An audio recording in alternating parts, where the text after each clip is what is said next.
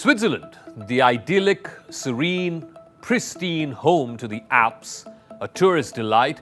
It's home not just to chocolates and cheese, it's also the keeper of another treasure which is greatly valued in international relations. Switzerland has the oldest policy of military neutrality in the world. Switzerland has not participated in a foreign war since its neutrality was established by the Treaty of Paris in 1815.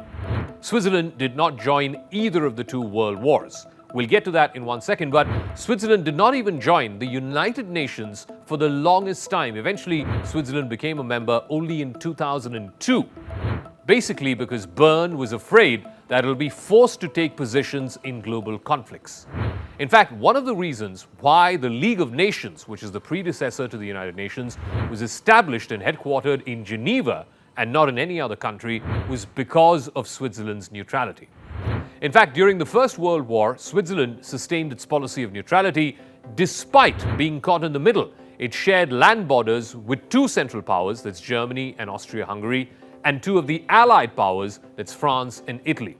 So it was quite a piquant situation during World War I because the German-speaking population in Switzerland, they generally favored the Central Powers, while the French and Italian-speaking populations, they favored the Allied powers. And this, of course, sparked internal tensions, but the country was by and large able to maintain its neutrality.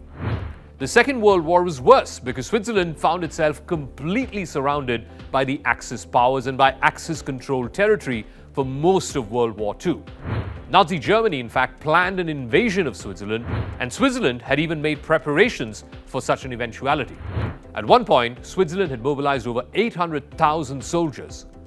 Under the leadership of Henri Guescin, Switzerland developed a national redoubt plan in case Hitler's troops were to invade. Now, although Switzerland was criticized by many for its ambiguous stand during World War II, its neutrality has been appreciated on several occasions by European as well as non-European leaders, most notably by the British Prime Minister Winston Churchill. On Crux Decode, how the Swiss long-standing policy of neutrality may finally be unraveling in this latest conflict between Russia and Ukraine. Is Switzerland moving away from its long-held policy of military and political neutrality? Is there pressure, both at home and abroad, to change the centuries-old practice of keeping an arm's length from other people's business?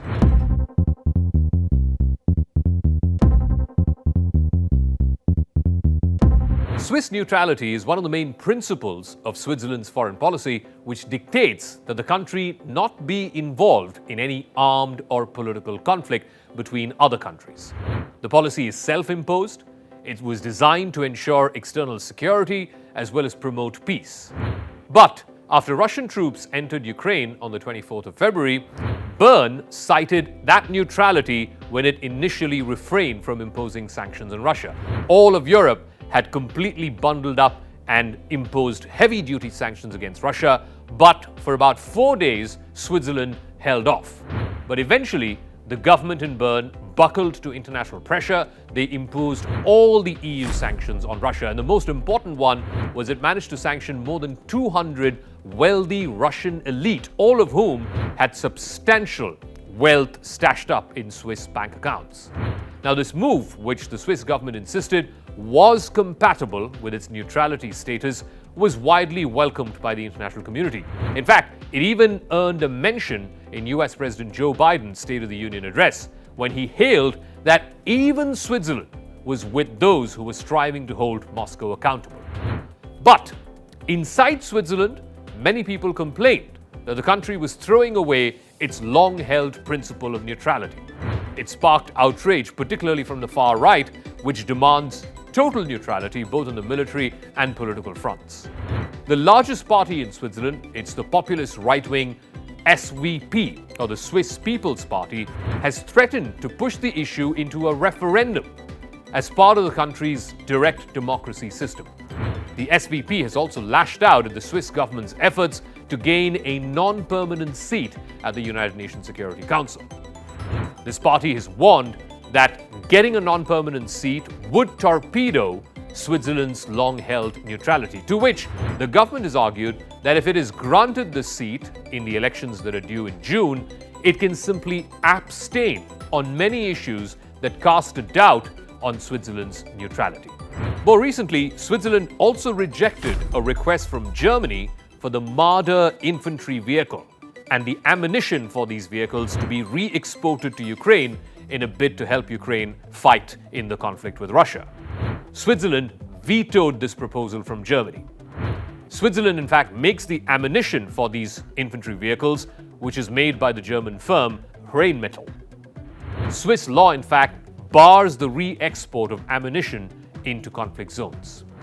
But here's the thing, Switzerland distinguishes between the law of neutrality, which was codified in the Hague Convention of 1907 and which imposes non-participation in international armed conflict.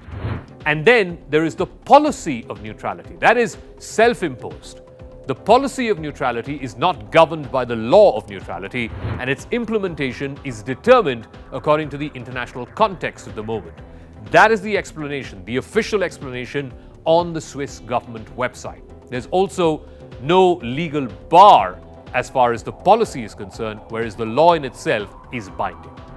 But this is not the first time that Swiss neutrality has been questioned.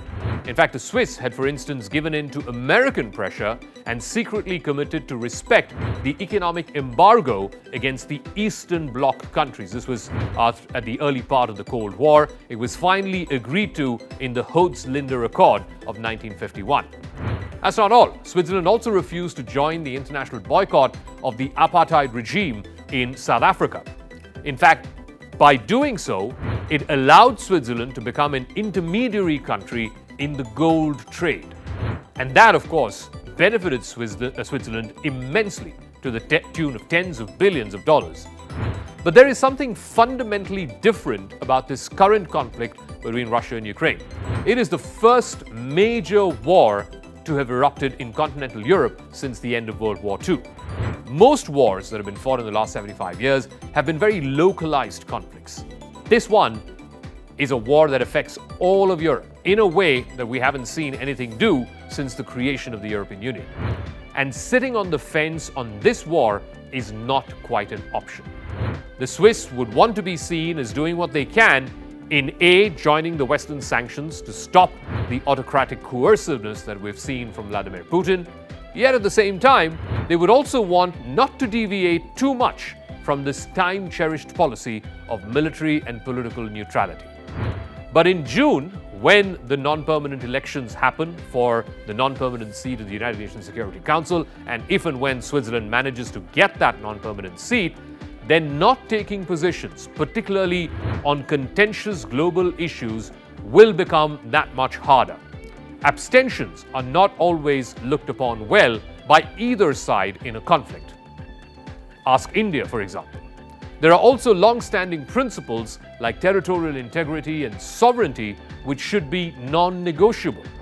What happens tomorrow, for example, if China is emboldened enough to attack Taiwan? Can the Swiss government continue to be so sanguine? At the same time, do the Swiss have enough clout with NATO to stop sending the flow of weapons, tens of billions of dollars of military aid we've seen go the way of Ukraine since this conflict began? Either way, the Swiss will have a lot of tightrope walking to do.